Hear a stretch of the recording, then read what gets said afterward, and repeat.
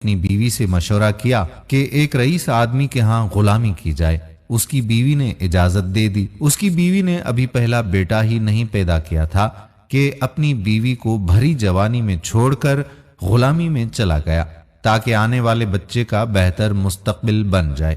وہ دور دراز ایک شہر میں چلا گیا اور 20 سال اس رئیس آدمی کی خدمت کی۔ 20 سال کے بعد رئیس آدمی سے اجازت لی کہ وہ اب اپنے گھر جانا چاہتا ہے۔ رئیس آدمی بہت سخی مرد تھا۔ اس نے بہت ساری بکریاں، گائے، بھینس اور اونٹ اس کو دے دیے اور امیر اور مالا مال بنا کر اس کو واپس بھیج دیا۔ وہ واپس آ رہا تھا کہ صحرا سے گزر ہوا اور راستے میں اسے ایک جھونپڑی ملی۔ اس میں ایک درویش آدمی تھا۔ اس کے پاس رات گزاری۔ غریب شخص نے رات کو درویش آدمی سے گزارش کی کہ وہ اسے نصیحت کرے۔ درویش نے کہا کہ میں نصیحت تو کر دوں گا، لیکن میں نصیحت کرنے کی قیمت وصول کرتا ہوں۔ اس نے قیمت پوچھی، کہا کہ ہر نصیحت کے بدلے ایک اونٹ۔ اس نے کہا کہ میں مالدار ہوں، نصیحت مل جائے تو اونٹ کی کوئی بات نہیں۔ اس نے قیمت ادا کر دی۔ بزرگ نے نصیحت کی، نمبر 1، جب آسمان پر تارے ایک لائن میں دیکھو تو فوراً کسی پہاڑ پر چلے جانا، سیلاب آئے گا۔ اس شخص نے کہا کہ یہ نصیحت کسی کام کی ہی نہیں، مجھے کوئی اور نصیحت کی جائے۔ درویش نے کہا کہ نئی قیمت ادا کرو۔ اس شخص نے ایک اور اونٹ اس بزرگ کو دے دیا۔ نمبر 2، بزرگ نے کہا کہ جب بھی کسی شخص کی آنکھوں میں شیطانی چمک دیکھو تو اس سے بچنا، وہ تمہیں قتل کر دے گا۔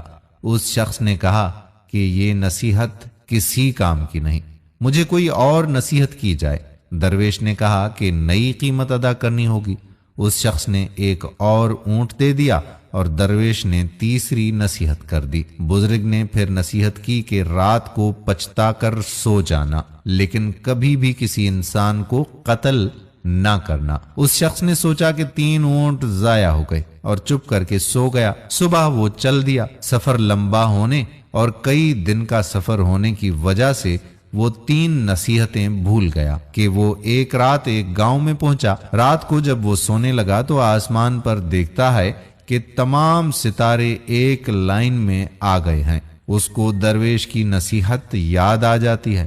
وہ شور مچاتا ہے، گاؤں والو، پہاڑ پر چلو، سیلاب آنے والا ہے۔ لوگ اس کا مذاق اڑاتے ہیں۔ وہ اپنا مال کھول کر پہاڑ پر لے جاتا ہے اور سو جاتا ہے۔ صبح اٹھتا ہے تو دیکھتا ہے کہ نیچے سیلاب آ گیا ہے اور سارے گاؤں والے غرق ہو جاتے ہیں۔ وہ کچھ دن پہاڑ پر اپنا بسیرا کر لیتا ہے۔ سیلاب کا پانی اترتا ہے تو وہ اگلی منزل پر چل پڑتا ہے۔ ایک اور گاؤں میں پڑاؤ ڈالتا ہے۔ ایک شخص کے گھر میں قیام کرتا ہے جو کہ باتیں کرنے کا وہ بہت ہی اچھا معلوم ہوتا ہے، لیکن اس کی آنکھوں میں وہ شیطانی چمک دیکھ کر چونک جاتا ہے۔ بزرگ کی نصیحت اسے یاد آتی ہے۔ رات کو اسی کشمکش میں اسے نیند نہیں آتی۔ وہ اٹھا اور بستر کو اس انداز سے پھیلا دیا کہ معلوم ہوتا تھا کہ کوئی سویا ہوا ہے۔ وہ آدمی آیا، اس کے ہاتھ میں خنجر دیکھ کر وہ پریشان ہوا۔ وہ آیا اور بستر پر خنجر مارنا شروع کر دیا۔ یہ آیا اور اس کو پیچھے سے پکڑ کر مارنا شروع کر دیا اور اسے باندھ دیا۔ پولیس کو بلایا اور اس کو پولیس کے حوالے کر دیا۔ آخرکار وہ رات کو اپنے گاؤں میں پہنچتا ہے اور اپنے گھر کے پاس پہنچ کر دیکھتا ہے کہ گھر میں اس کی بیوی کسی کڑیل نوجوان کے ساتھ والی چارپائی پر سوئی پڑی ہے۔ اس شخص کو غصہ آیا اور دل میں خیال آیا کہ میں اس نوجوان کو قتل کر دوں۔ جیسے ہی وہ ارادہ کرتا ہے، اسے اس درویش کی بات یاد آتی ہے کہ کبھی بھی قتل کر کے نہ سونا، پچھتا کر سونا۔ وہ سوچتا ہے کہ پہلی بھی نصیحت کام کر گئی، دوسری نصیحت نے بھی کام کیا، لہذا وہ گاؤں سے باہر آ جاتا ہے۔ صبح ہوئی، اس کے دل میں خیال آیا کہ گاؤں والوں سے اپنا حال دریافت کروں۔ جیسے ہی گاؤں میں جاتا ہے، اپنے بارے میں دریافت کرتا ہے تو گاؤں والے بتاتے ہیں کہ وہ شخص بہت ہی غریب تھا اور برسوں پہلے روزی روٹی کی تلاش میں چلا گیا۔ اس نے مزید دریافت کیا کہ جب وہ جانے لگا تو بچہ ہونے والا تھا۔ گاؤں والوں نے بتایا کہ ہاں، اللہ نے اسے ایک بیٹا دیا ہے جو کہ اب کڑیل جوان ہو چکا ہے۔ اس کے ذہن میں آیا کہ جو رات کو نوجوان تھا وہ میرا ہی بیٹا تھا جسے قتل کرنے کا خیال اس کے دل میں آیا تھا۔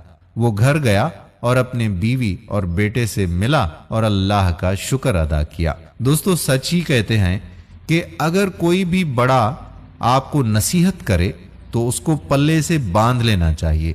آج کل بزرگ نصیحت کرتے ہیں تو اولاد آگے سے ڈانٹ دیتی ہے۔ ہر نصیحت پر غور کرنا چاہیے۔ جو غور نہیں کرتے وہ بعد میں پچھتاتے ضرور ہیں۔ پچھتانے سے پہلے ہی بڑوں کی نصیحتوں کا احترام کیجیے، آپ کبھی بھی نقصان نہیں اٹھائیں گے۔ امید کرتے ہیں کہ آپ کو ہماری آج کی ویڈیو پسند ضرور آئی ہوگی۔ آنے والی ویڈیو تک اپنے میزبان قادر کلہوڑو کو اجازت دیجیے۔ اللہ حافظ۔